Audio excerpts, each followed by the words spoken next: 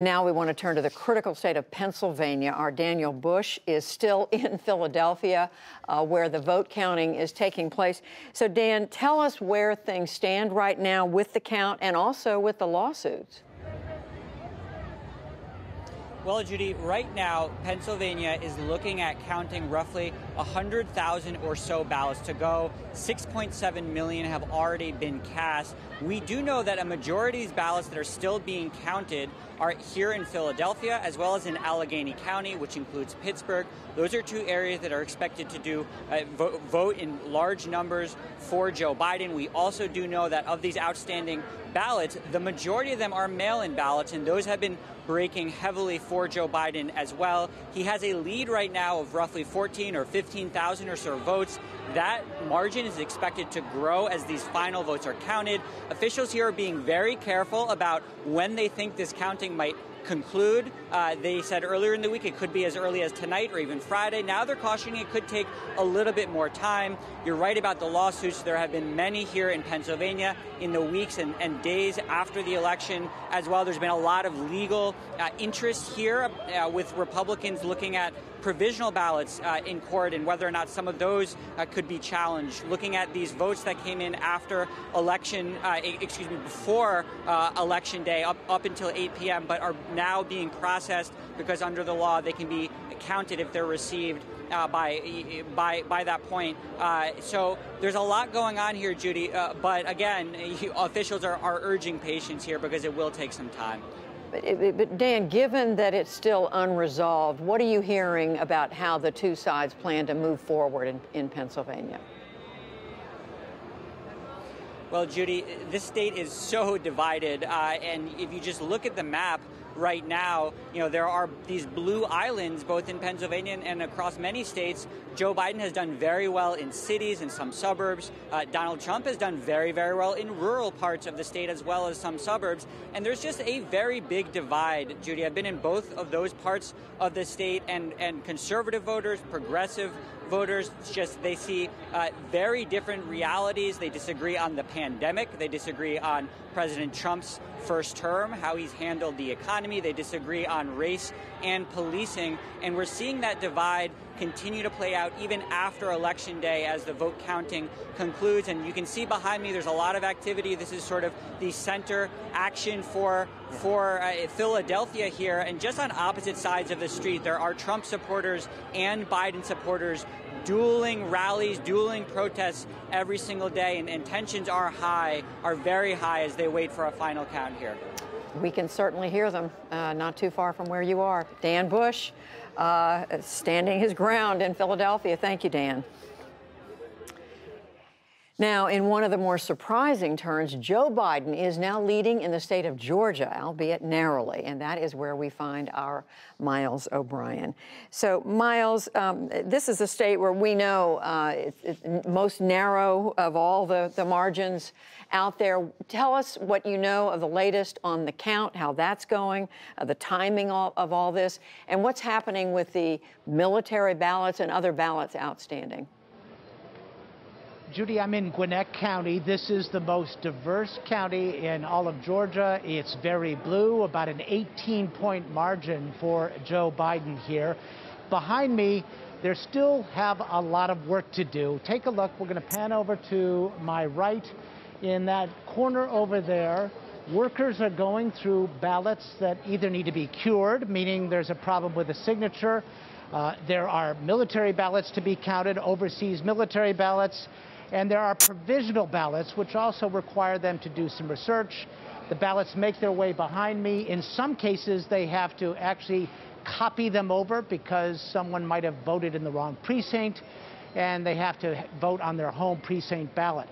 All of that amounts to about 900 military, 800 cured ballots, about 1,000 provisional. Now, earlier in the day, they finished up their absentee ballot work, their mail-in ballot work.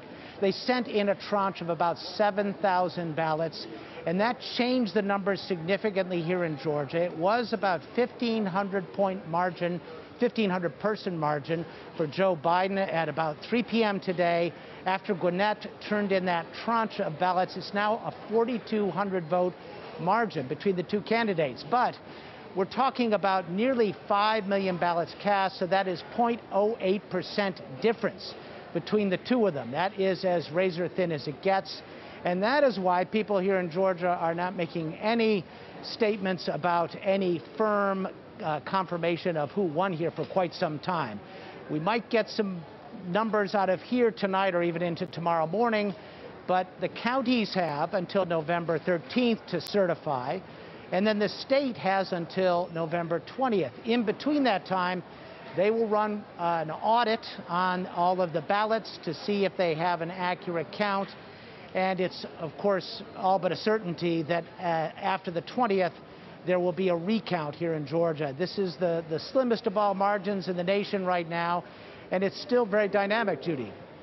No question about it. We've been listening to some of the state officials today stress how long this is going to take, and then the recount. All right, Miles O'Brien in Gwinnett County in Georgia. Thank you, Miles. Now, there are two unresolved contests out west. Our Stephanie Sy is in Phoenix to walk us through what we know about Arizona and Nevada. So, Stephanie, we know the AP did call a couple of days ago Arizona for Joe Biden, but the votes are still being counted. So what's the latest? Yeah, they are still being counted here in Maricopa County. They're counting right behind me in this building. And Biden has maintained his edge over President Trump since election night in Arizona. But to the Trump supporters gathered behind me, Arizona is still very much in play. Now, here is where the count stands. Earlier today, there were some 200,000 ballots statewide that had yet to be counted. 115,000 of them are in Maricopa County. In general, this county has been mixed, but right now Biden is ahead in Maricopa County, and we expect to get a count from here in about 2 hours. The remaining ballots in Arizona are in other counties in Arizona, and they are more conservative, and obviously they're taking advantage of the fact that I'm going live, but I'll try to continue. I want to move to, can you help me out so that I can just finish this report, please? Thank you. No, you're good. You're good. Okay, so in neighboring Nevada, Judy, there's actually a very similar situation. Biden has less than a 2% lead in Nevada, and that's only about 20,000 votes. The focus in Nevada is on Clark County. That includes Las Vegas and its surrounding areas. As of this morning in Nevada, Judy, there were 63,000 outstanding mail-in ballots in Clark County. That's out of 100,000 ballots statewide, and we do expect to get an update from them in about an hour. The other thing about Nevada, Judy, that's different than Arizona is by their state law, any ballots postmarked by Election Day can still be received up to 10 days after November 3rd. So, for example, they received about 260 votes today. So not only are they still counting in Nevada, but they are still receiving ballots. And just quickly, Stephanie, we see the protesters very close, and you've also been talking to voters. Can you sum up what you're hearing? And they're trying to kick people out of society. Well, yeah, I mean, one woman said she's mad as hell, and she's mad at the media. She's even mad at Fox News, which also called Arizona for Biden on election night. They feel like they are not being heard, and what you hear the most consistently is anecdotes about voting discrepancies that they hear repeated through the news outlets that they consume here. And so a lot of voters here feel like they do not trust the voting process, both here in Arizona and in other states. And when I push them on whether if Biden were to win the presidency, they would accept that result, a lot of people here feel that this is not a legitimate process. Well, disturbing to hear that. Something that, if he's declared the winner, something he's going to have to deal with. Stephanie Sy reporting from Phoenix. Thank you, Stephanie.